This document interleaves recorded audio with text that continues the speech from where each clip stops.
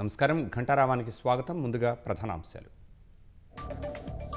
EC BJP కుమ్మక్కుతో దేశంలో భారీ నేరం, పోల్ రిగ్గింగ్ జరుగుతోందని రాహుల్ గాంధీ తీవ్ర ఆరోపణ.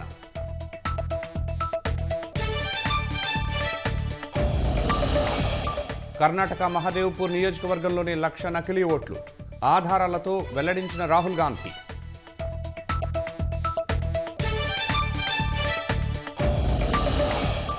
బీహార్లో ఓటరు జాబితా ప్రత్యేక సవరణకు వ్యతిరేకంగా విపక్షాల ఆందోళన, పార్లమెంటు ఉభయ సభలు రేపటికి వాయిదా.